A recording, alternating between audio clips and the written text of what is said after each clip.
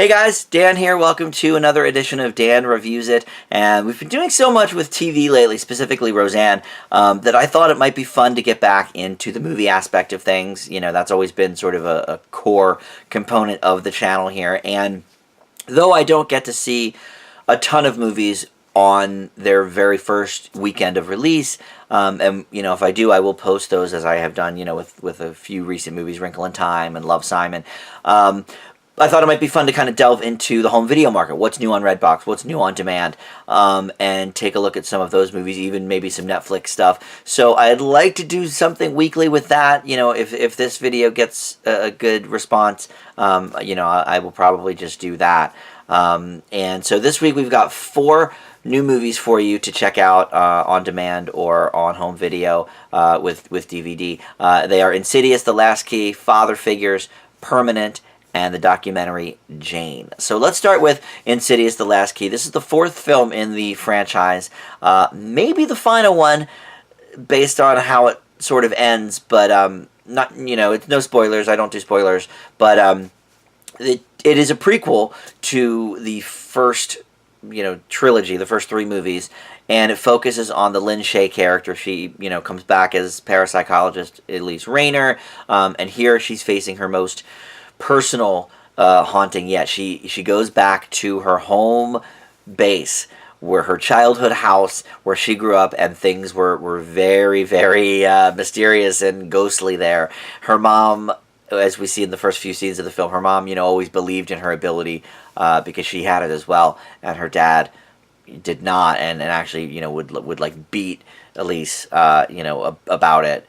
And so we start like in the 50s and then flash forward to not quite present day, but just before the first Insidious film. I will give a spoiler for the first Insidious film if you've, you know, it's been almost a decade now, but you know, she dies at the end of it. So they've brought her back in the second and third one in the other world, because I think the producers realized, like, she's money in the bank. You know, Lynn Shay is what holds this franchise together. And if you don't know her from Insidious, you know, she's also been in other things. She has done some Farrelly Brothers comedy. She has a great role in Kingpin as the landlord, and I think she's in Dumb and Dumber maybe as well. So, you know, she's been around. She did, I think, Ouija too. Well, Ouija as well, the first Ouija movie. Not Ouija 2, that's a different movie entirely. But so they've really done something smart here in deciding to do a prequel that focuses on her character and her upbringing. And for fans of the trilogy, it will be a really great movie because it ties everything together. It shows us, you know, more about where these powers maybe came from, and you know, what she did with them, you know, to this point. So so that's cool. I was a huge fan of the first one. I believe I gave it an A, if not maybe an A-, but it was in my top 20 for that year for sure.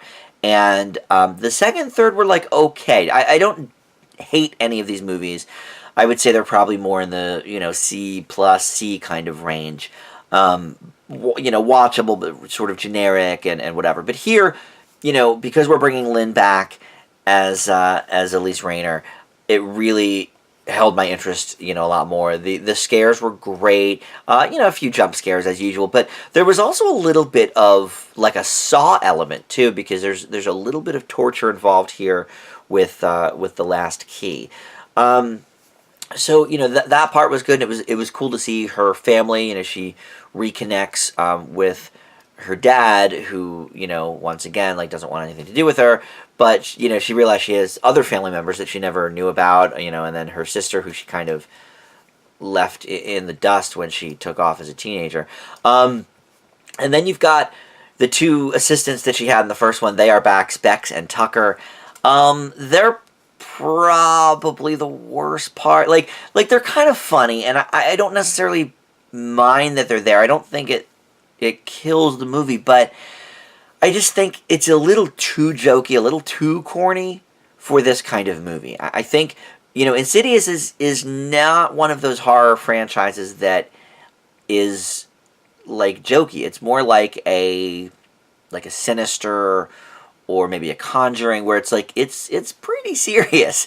The horror is pretty out there and in your face, and so to have like that comic relief for a big chunk of the movie, it's not like they just show up for a couple of scenes. Like, they're with her on this investigation. It definitely brought it down a little bit for me. But I think this is definitely the second best in the series. If they do make more, they need to bring Lin Shaye back again in whatever capacity, because she really is, no pun intended, the key that holds the Insidious franchise together. So I'm going to leave the last key with a B-. Up next is Father Figures. This came out late last year in December. It might have even come out on Christmas Day, but if not, right around that time. It's Ed Helms and Owen Wilson. They play fraternal twins who find out from Glenn Close, their mother, that their deceased father, that they've always thought was their dad their whole life, turns out not so much. She's been lying to them about who he really is. So they decide to go on a road trip to find out who their real dad is. And as you can imagine with a movie like this, they don't get along. There's some tension there. One's more successful than the other.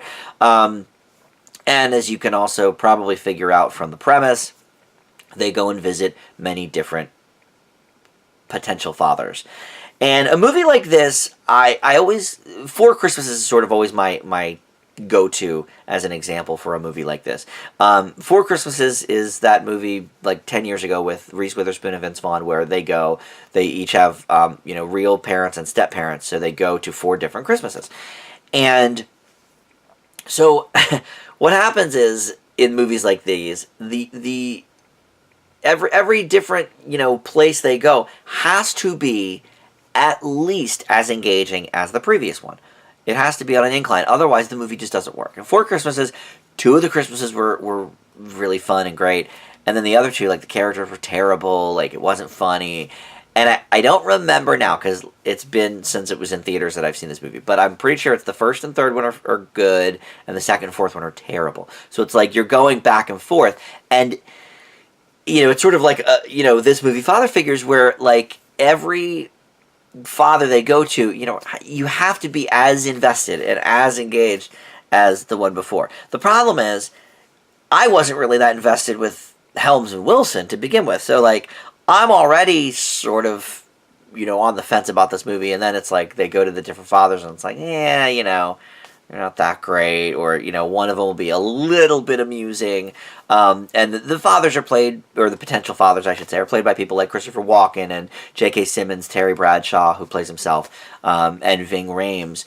So there's a big cast with this movie, and a lot of these movies with the big A-list casts that just sort of are plugging along, like this one. I think the Christmas one, Love the Coopers, which Ed Helms is also in, is a lot in the same vein. That was also a Christmas movie, but it was like, going to different, family members' houses, and this, this person's wacky, and this person's, depressed, but they're also kind of wacky, they're funny in their depression, it's like that kind of thing. And Love the Coopers was terrible. I gave that an F. This one isn't quite that bad. There is a kind of funny scene. It doesn't involve any of the fathers, but involves them picking up a hitchhiker played by Cat Williams, who normally I don't really like, but he was kind of funny in this, and he's the only reason I probably didn't fail it, because the rest of the movie is really not funny, but he has a couple of good lines, and there's a funny scene with them and a train, so I can't fail it, but it's bad. Like, it just narrowly missed my bottom 10 of 2017. I leave Father Figures with a D. Up next is Permanent. And this is, I don't even think this went to theaters. This may be just a direct-to-DVD movie. And, that's the cool thing about this sort of format, if I'm going to do a lot of DVD reviews, is that we can look at, Netflix movies and original content on, on Netflix, Hulu, Amazon, whatever, but also some direct-to-DVD stuff that might be of interest. And this might be of interest. It stars Rainn Wilson and Patricia Arquette, so, 2 people we know and typically like. But it's really a coming-of-age story about this girl who she goes to a new school. She's about to go to a new school, I should say. So in the beginning of the movie, she wants to get a perm, but they don't really have a lot of money. So they take her to the beauty school locally and gets a perm there. And it's left in too long, so it comes out like super frizzy, and at the same time, the Rainn Wilson character is sort of dealing with his own hair issues, and so she goes to school, and that's why it's called Permanent anyway. So she goes to school, and kids are making fun of her hair, and she sort of befriends the one black girl in school because she's also got hair that is a little bit different from all the white girls at school. So they sort of form a bond from that, and there's a poetry contest at the end, and especially because of the poetry contest, but because of some other aspects of the movie, it really is like this Little Miss Sunshine wannabe. Now that is a fantastic movie. Little Miss Sunshine is great. I believe I gave that an A as well when it came out.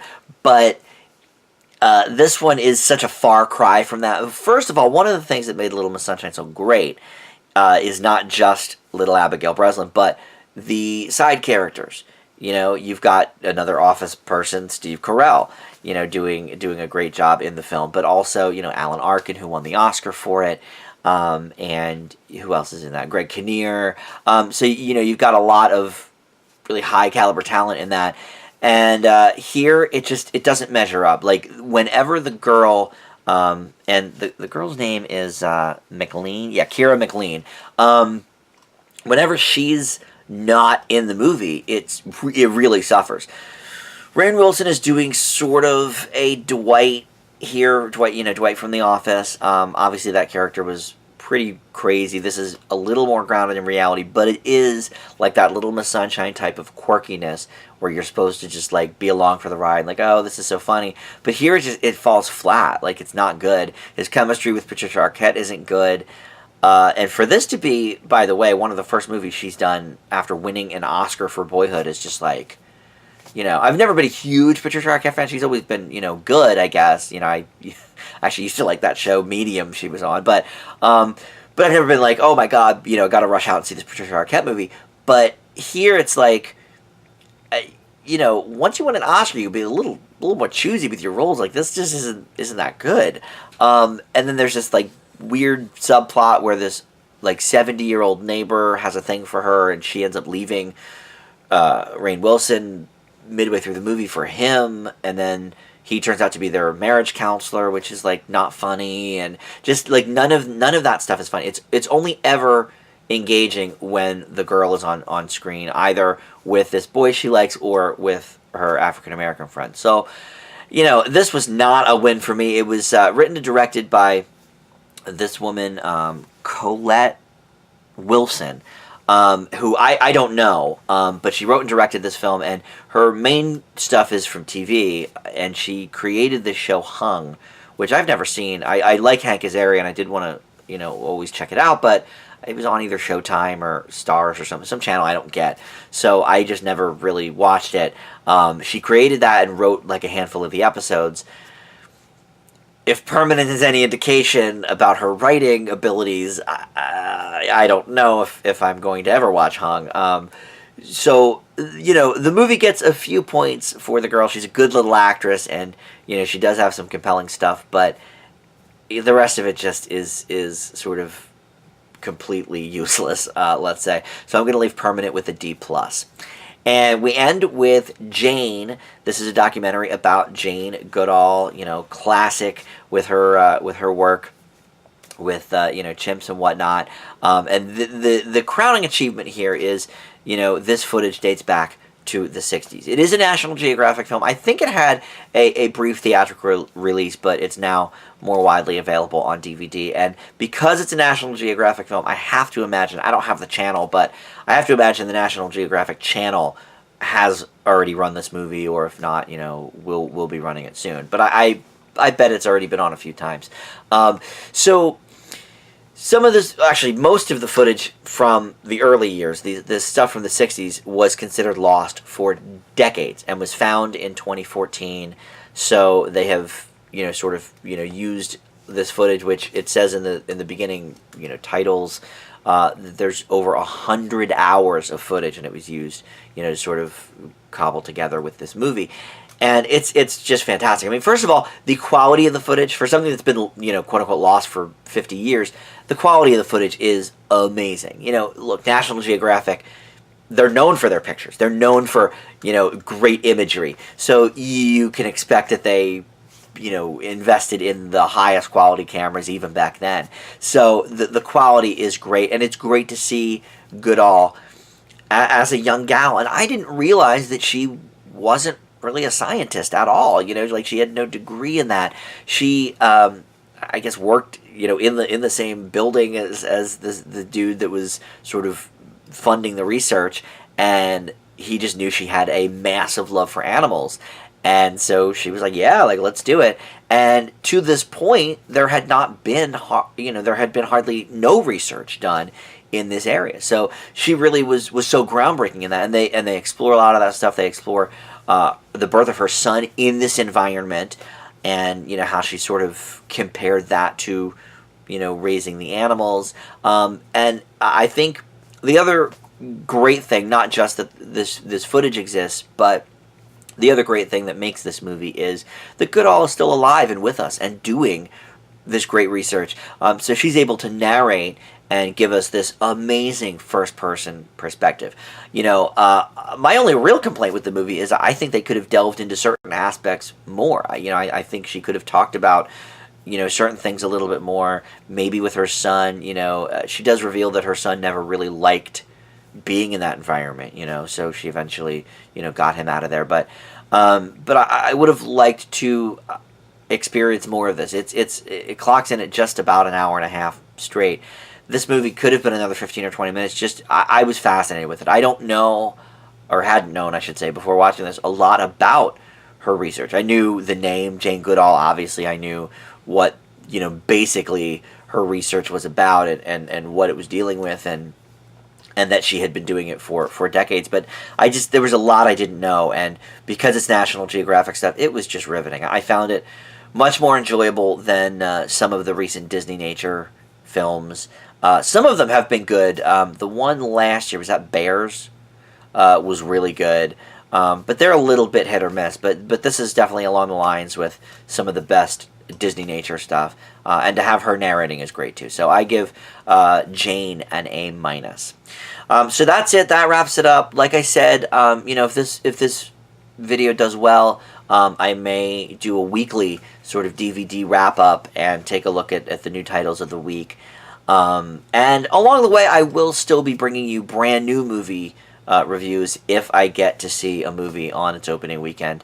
Because if not, it's sort of like, well, 2-3 weeks have gone by, nobody really cares anymore. But then, once it gets, to the home market, on demand or at Redbox or whatever, or on Blu-ray, it's a little interest is sparked again. So why not, sort of give it when it's in its second life, give it a review then. So that's it for now. There are a ton of Roseanne reviews up. That's sort of the key right now, TV wise, but I'll be getting more movie reviews up as the weeks go on as well. So a lot to check out on the channel, putting up 2, 3, 4 videos weekly. So definitely, if you haven't subscribed yet, go ahead and do that so you can check out all the new stuff, and check us out on Facebook as well, which is just Dan Reviews It. There's a link in the description here. So thanks so much for watching, and I'll see you back here next time.